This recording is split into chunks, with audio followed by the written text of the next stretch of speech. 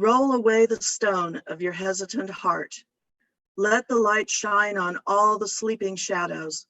Awaken to this beauty that persists, this chance that we might begin again, that even here we are finding our way to healing and hope across screens and comment sections, the recreation of community, the remembering of how to grieve together, woven through loving, that we might still surprise this earth with a new song, sung together, calling us all in, and before long, sending us back out to life. Come, let us worship together. We invite you to sing with us if you would like, For the Beauty of the Earth, which is hymn number 21.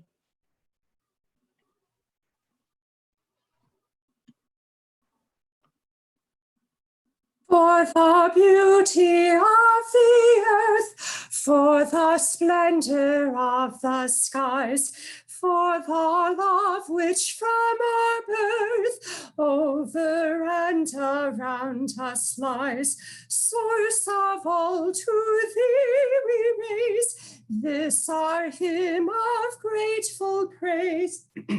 For the joy of ear and eye, for the heart and mind's delight, for the mystic harmony, linking sense to sound and sight, source of all to thee we raise this our hymn of grateful praise.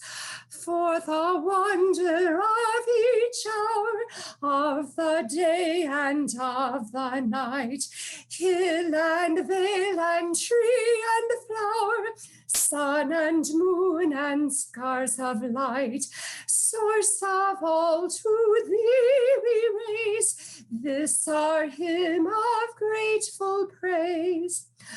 For the joy of human care, sister, brother, parent, child, for the kinship we all share, for all gentle thoughts and mild, source of all to thee we raise this our hymn of grateful praise. So welcome to the Unity Church of Baton Rouge. It's Easter. Glad you're with us. If you mark this number down now, 504-334-8034. That's 504-334-8034. That's how you can get, you can text that number in and we'll place a stone for you. Glad you found us either on Zoom or YouTube, or if this is not currently Easter at 10:22, only on YouTube. My name is Nathan. I'm the Associate Minister. We've got Kathy Smith, our Director of Family Ministry, Joel Miller, our Interim Minister, and Kathy McManus is doing the music. And Leah Hartman, our Music Director, is behind the scenes, sort of making everything work. So a few things you should know. If you go to the church's website, you can see a list of all of the ways you can connect. So after this service, we have coffee hour that everyone is invited to be a part of over Zoom. What we do is we start splitting people out into smaller groups, so you're not talking to 75.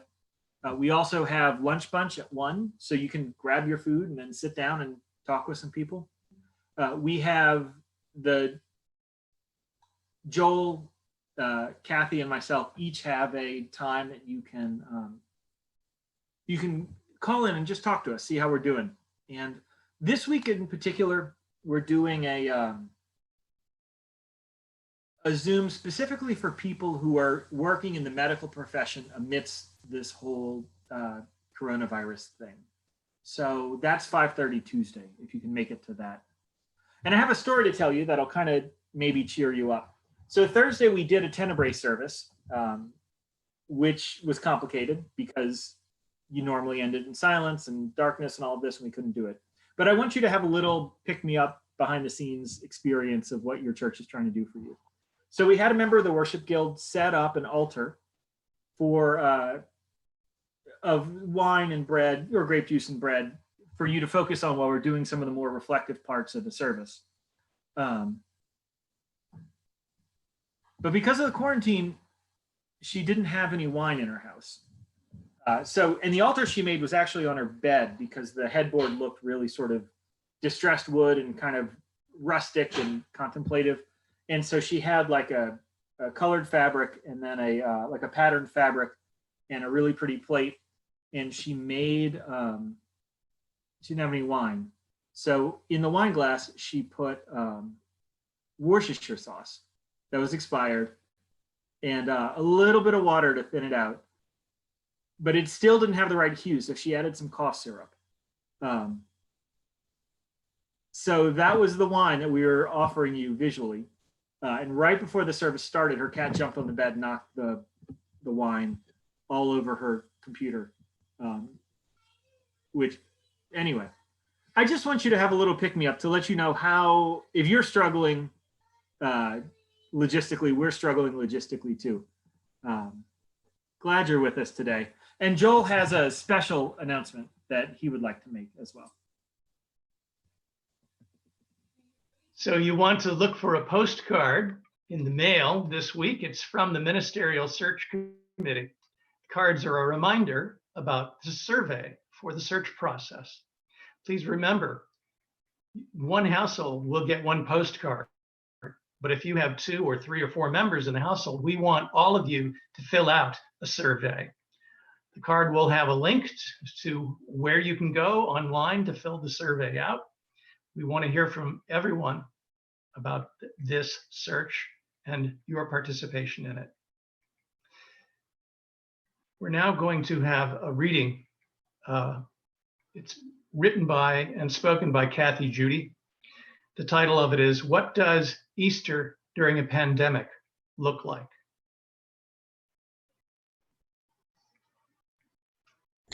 So what does Easter during a pandemic look like?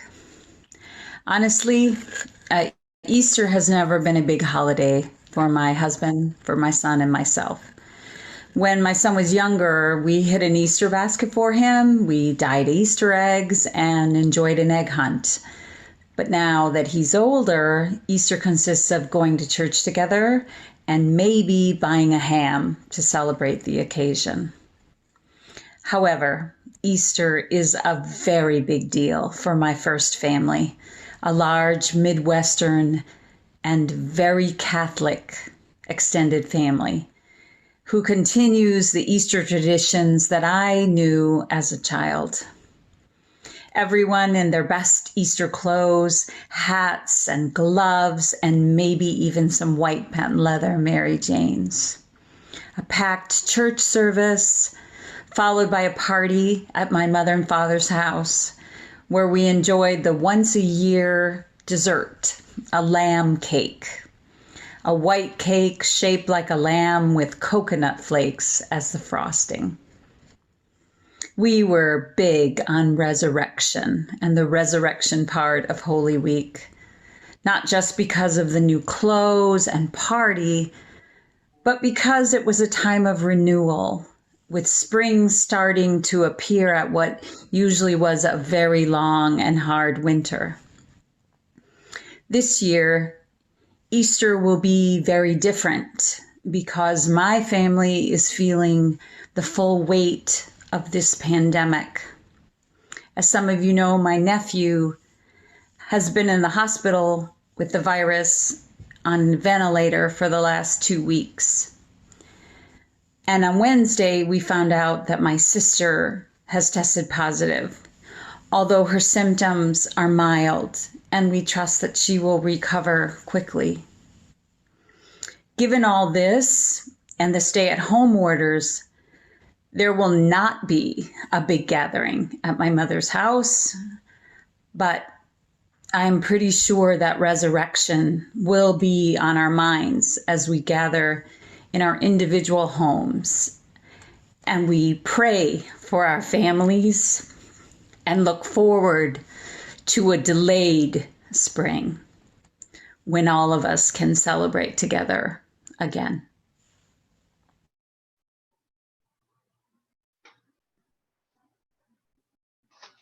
You can still text me with a request to place a stone. I will say your name, or I will say the name alternatively of the person you would like me to place the stone for. The number to text to is 504-334-8034. These stones will be held by this flaming chalice. Stones for all of our heavy hearts. Stones for our joyful hearts. Stones to help us remember it's always a good spiritual practice to be grateful, to have grateful souls. Which sounds hard today. These stones, perhaps they can be like the stone rolled over the grave of the murdered rabbi. These stones can unroll the stones over the doors of our hearts, over our spirits. Stones that hold back the light of our hope, fires of our commitment, the emptiness of our sorrows. As my hand pick up and drop these stones this Easter, may the doors of life and our hearts be opened to each other this morning and every morning. May our spirits rise up again. May our hopes be encouraged. May the love of our community once again be freed to surround us all. We have cards this morning. A card for David Lindenfeld on the death of his brother-in-law, Charles Buckley. A card for Tom Haney on the death of his brother, John Haney. And a card for Kathy Judy on the death of her nephew, Adam Biddle, from COVID-19.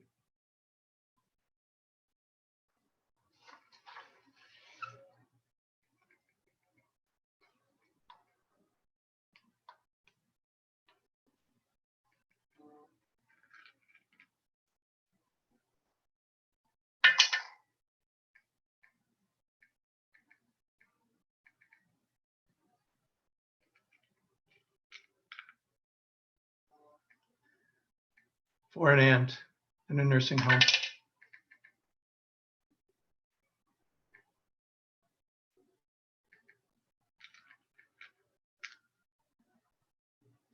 Anne, Shane, Bib, Marilyn.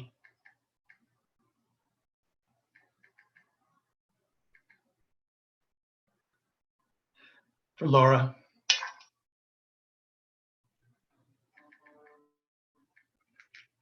For Vicky Berry.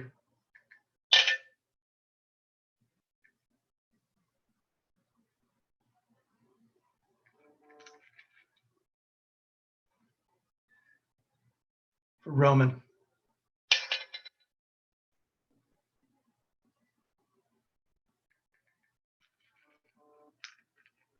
Mara and Janetta.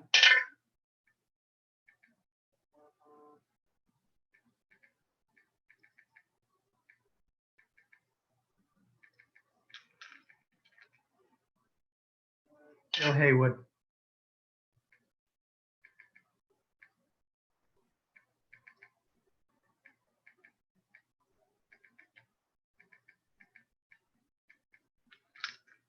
Sylvia. Don and JT.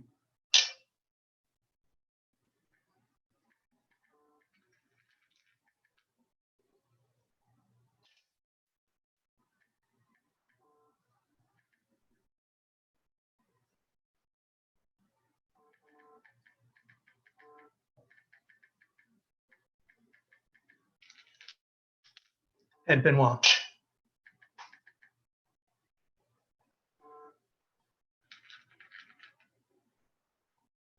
Noah Renee.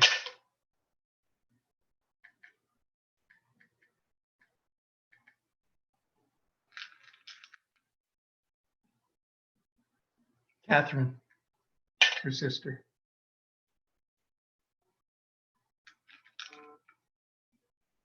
For friends Walt, Lucia, and Penelope.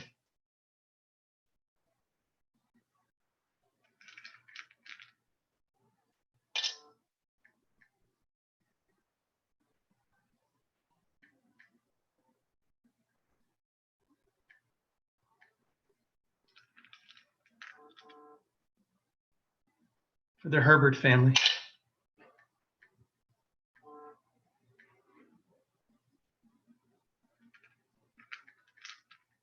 For Kathy Smith, the Easter Bunny.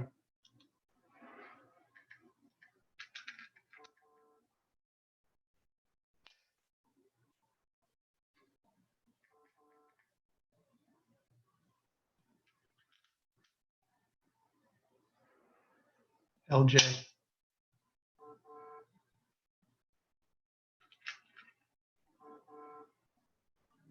Oliver, Emery, and Sarah.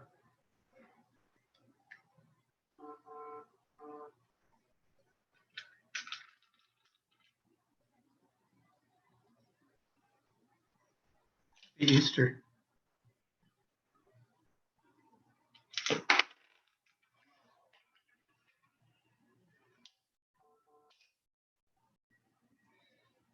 And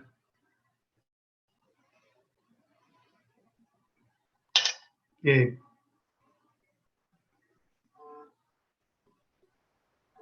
Aaron.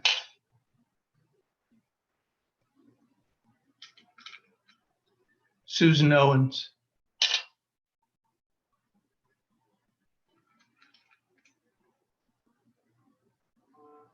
The Dorsey family lost 2 to COVID-19 this week.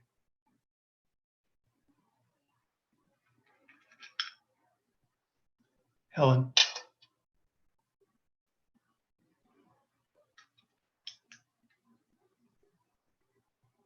Gwen, Dorothea, Anna.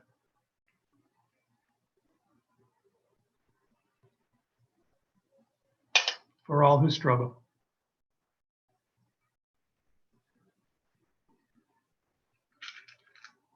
Henry Tillman.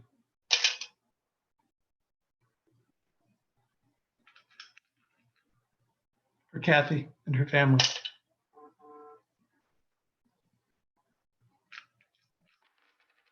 Astrid and Delphine.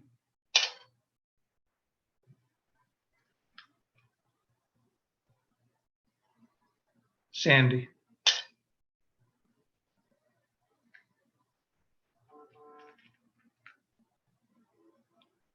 For our church staff.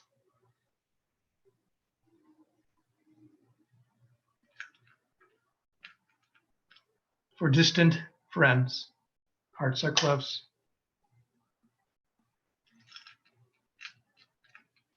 Angela, Joanne, and Lee.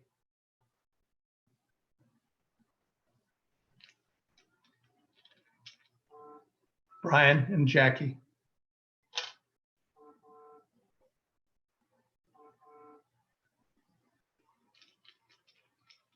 Trey Cross.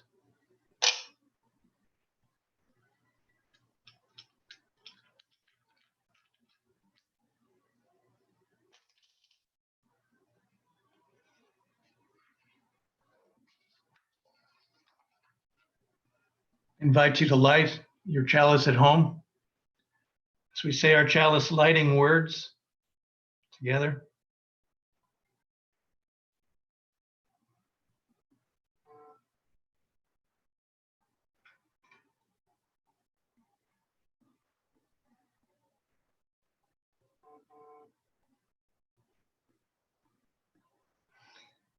With hope to make this a better world, we light this flame. Its light is a symbol of the power of love.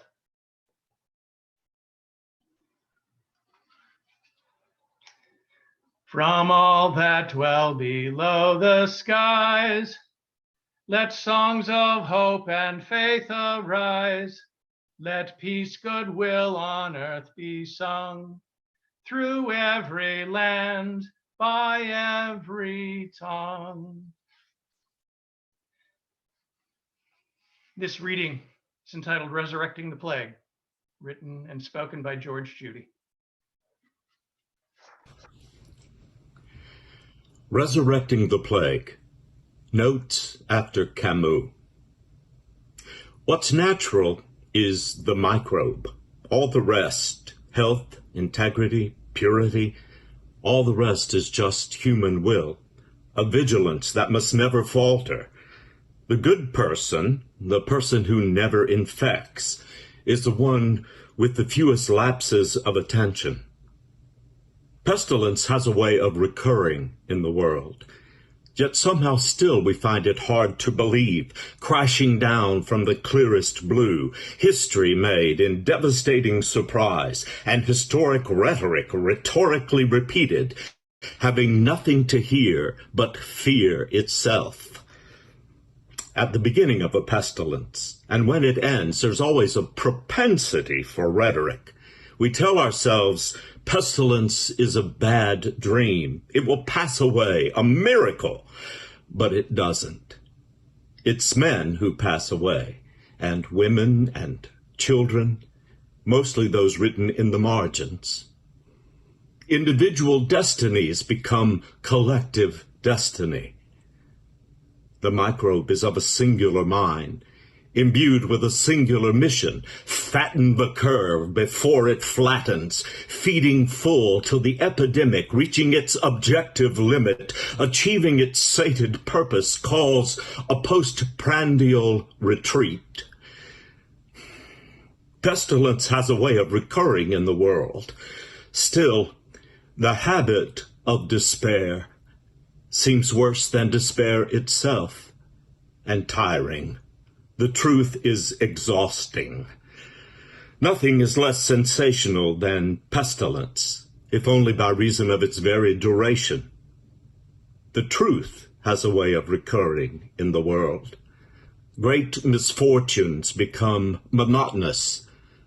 A vote for resurrection. Roll the stone from the door, but not without weight and reservation.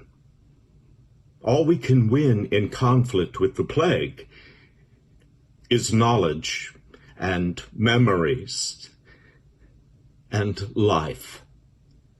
Choose life. What's natural is the microbe. Pestilence has a way of recurring in the world. Yet hope seems equally persistent, sowing newly germinated seeds.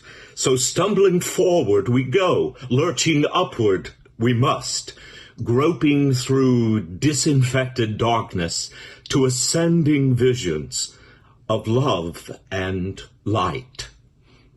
Further apart, yet closer together, trying to resurrect what small good, that for better or for worse, lay in our small and too idle power.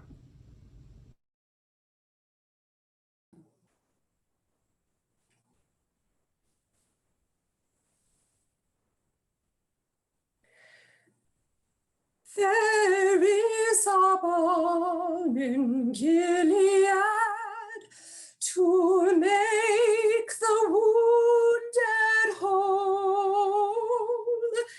There is a balm in Gilead to heal the sin-sick soul. Sometimes I feel discouraged and think my work's in vain, but then the Holy Spirit revives my soul again. There is a balm in Gilead to make the wounded whole. There is a balm in Gilead to heal the sin-sick soul. If you cannot preach like Peter, if you cannot pray like Paul, you can tell the love of Jesus and say he died for all. There is a balm in Gilead to make the wounded whole. There is a balm in Gilead to heal the sin-sick soul.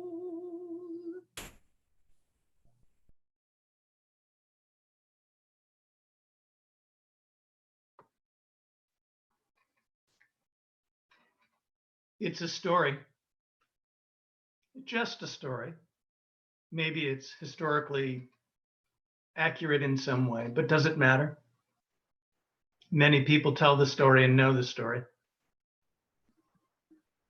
At the beginning of the week, the Rabbi Jesus rode into Jerusalem. He came in under palm branches. He spoke to the people of the city about justice. He spoke about respect for all people, even those in poverty, even those with sickness. He spoke of acceptance of people who were different, people who were not easy to understand. He even started a riot and threw over the tables of the money changers. Money changers who forced the people of the city to pay a terrible tax just to worship. Jesus did all of this knowing what would happen, what did happen, even though his followers refused to believe it until it did happen. The imperial Roman governor had Jesus executed on a cross in front of the whole city, all for what he taught, all for the freedom that he and the people of the city wanted. And then on the last day of that week, his body was put into a cave, a tomb in a mountainside, And then a great stone was rolled across the entry so no one else could go into it. Many people celebrate the moment that rock was rolled away. They celebrate it as Easter, as the moment of the resurrection, the moment of that triumphant realization that Jesus was resurrected, had returned in some way. But as the story is told, it did not happen that fast or that easily. My colleague Kendall Gibbons writes that when Jesus died, this meant the death of more than just a person. It meant the death of an ideal, of a movement, a people clinging to hope. The hope for a faith privileging the poor, privileging the sick, privileging the vulnerable, society's outcasts. A faith offering blessings and welcome to all. But the people who had followed Jesus had lost everything. They were in deep grief. Only slowly, months, years, it took for them to realize they were in a time of transformation. Everything was changing. And the spirit of their teacher eventually would come to live in them. But on that day, it looked like nothing had changed. Life under the empire remained painful, oppressive. They were heartbroken. They were scared of being arrested. And they had left their homes and their jobs to follow this teacher. They must have felt hopeless. Hope is tricky, I found. One kind of hope has me making wishes. I just want to be back with you on Sunday morning. I just wish it. I want it. And we know it's not safe right now, perhaps for us, certainly for someone in the community and the world around us. No amount of magical thinking is going to change that. There's another kind of hope. This is a hope I have learned from people who have learned to practice it just to survive, just to make it through each day.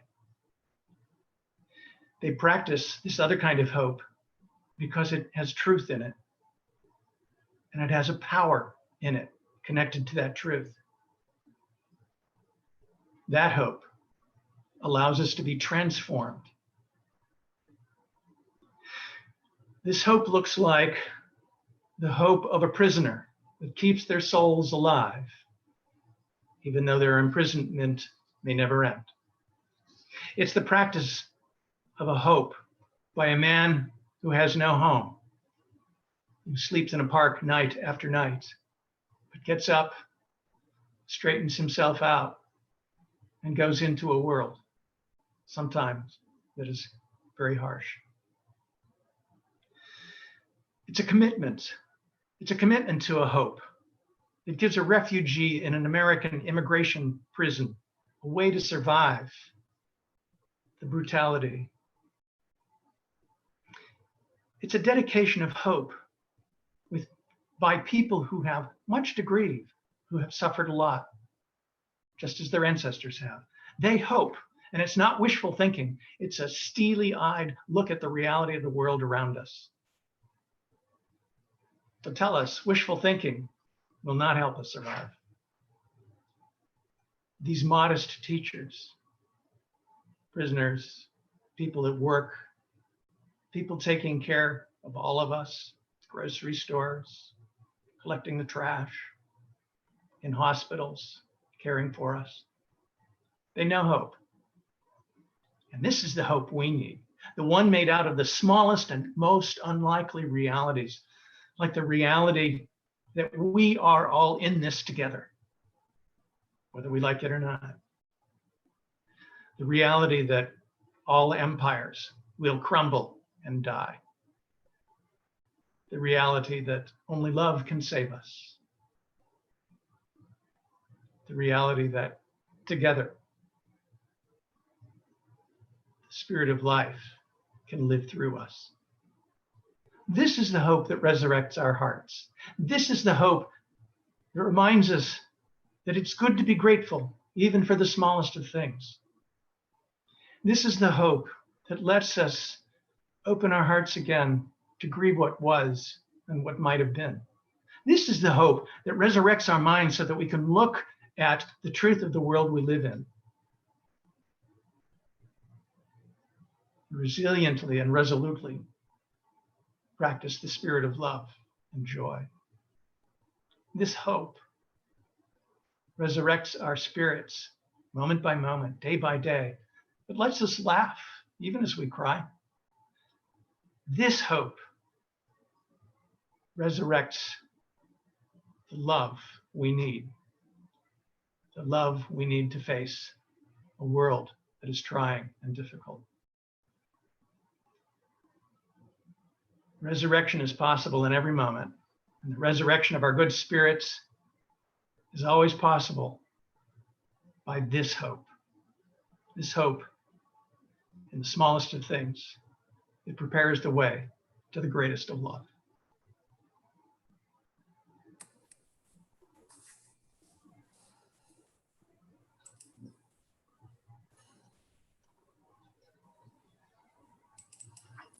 Please join in singing This Little Light of Mine. This little light of mine, I'm gonna let it shine. This little light of mine, I'm gonna let it shine. This little light of mine, I'm gonna let it shine. Let it shine, let it shine, let it shine. Everywhere I go, I'm gonna let it shine. Everywhere I go, I'm gonna let it shine. Everywhere I go, I'm gonna let it shine. Let it shine, let it shine, let it shine.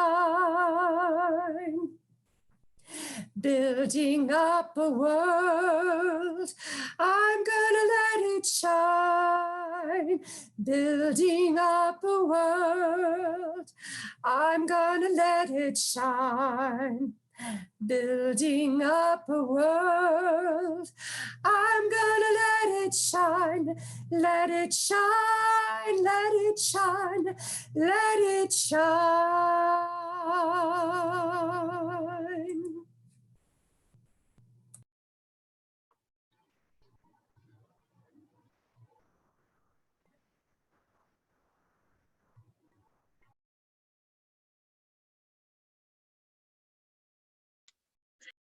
This reading is from our worship associate, Christy Howard, who sent us a recording that unfortunately didn't play, but I have her words to share.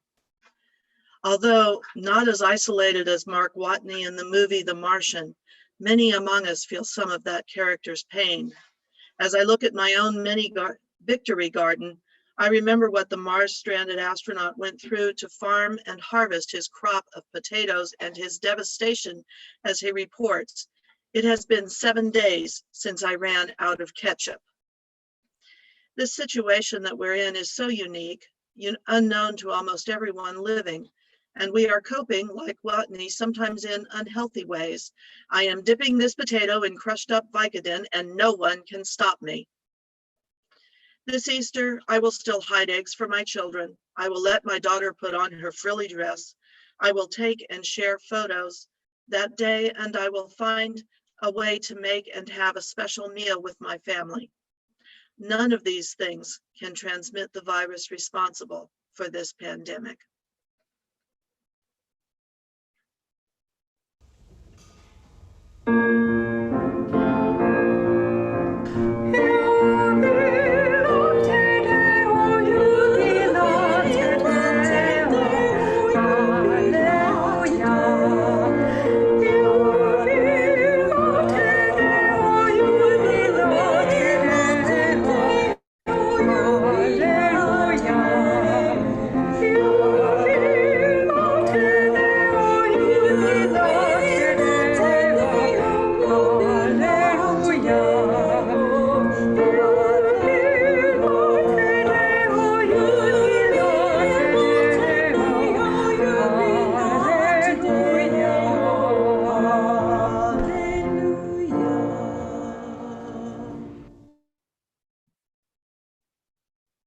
Hey, for the offering ask, it's complicated because I've been trying to figure out how to share this with y'all. So this is the first year. So my family has done Easter relatively the same for a long, long time. And the matriarch in my family died died last week. Maybe of coronavirus, maybe not. They never got her tested. But she died alone. And so this is the first year we're not doing Easter together that way that we did for my childhood and my parents' childhood and their parents' childhood. So this is a weird offering ask, and it's a weird Sunday, and I just want to kind of name that for everyone. One of the unspoken things is that people are feeling like they're going through this alone, right? And you're not. This is the most deceiving natural disaster I've seen, because everyone is here with you, whatever you're going through. And I bring all this up with the offering to say that this church is here with you to help you go through this, to figure it out. So last week we did the offering. So the way you give is pay off your pledge. You can still mail check to the church, although if you go online, you can have your bank automatically withdraw money, or you can use one of the apps. We have PayPal, we have something else. You can go to the church's website and find all of that. Last week, I asked you for every dollar you gave to the church to find someone else who needed that money. And one member told me that she gave it to a neighbor who lost a job. If you are lucky enough to not be financially hurt by this, be a little more generous, because there's a lot of people who are real hurt. The church is fine right now, but we still need your generosity. The world is not fine, and it definitely needs your generosity. So I'll ask you to give very generously as this morning's offering is given and received.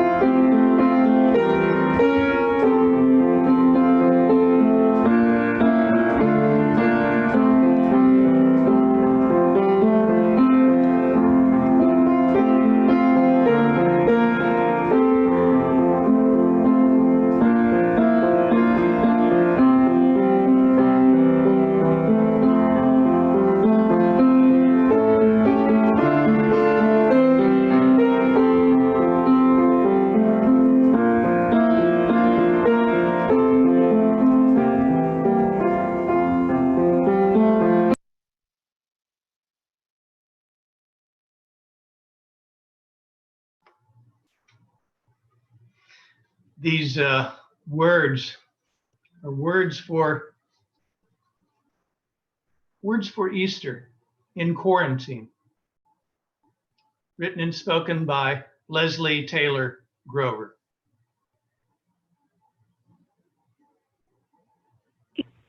Easter Sunday is here. There are no bright bouquets making the sanctuary smell like a fresh garden. There are no vibrant outfits filing past me with well-kempt hair. There are no hugs, no handshakes, and no belly laughs. Instead, stillness has spread itself across my bed like butter melting on hot toast. I close my eyes and I think of our church, not as it was, but as it feels. And even though I miss the smells and sights and sounds, the joy and love that pervades my heart is still there, even in the stillness. Happy Easter, I smile into it quietly. My heart is full.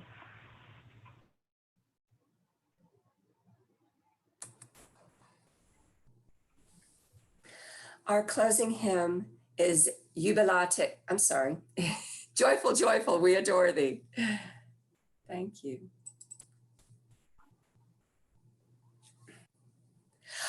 Joyful, joyful, we adore thee, God of glory, God of love.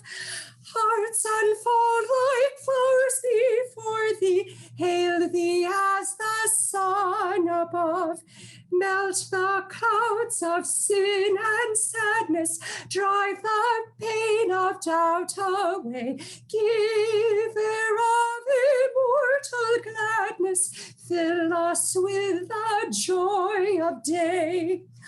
All thy works with joy surround thee, earth and heaven reflect thy rays, stars and planets sing around thee, center of unbroken praise.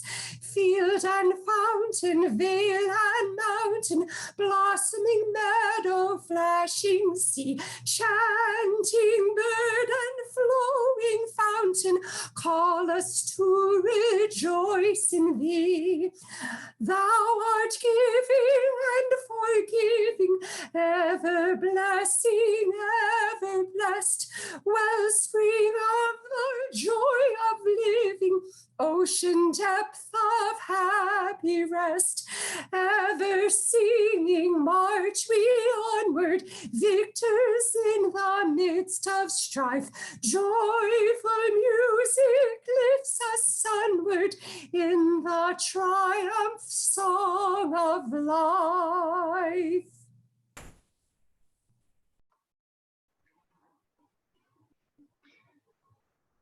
We all know loss and pain. Let none of that divide us. In the rising sun today, in the beautiful day that surrounds us, the beautiful people to whom we're connected in spirit and in love, no matter how far they are. Let us remember to do together what we cannot do alone. Let's roll away the stones that close our hearts and remember love. You are beloved, and I love you. Amen.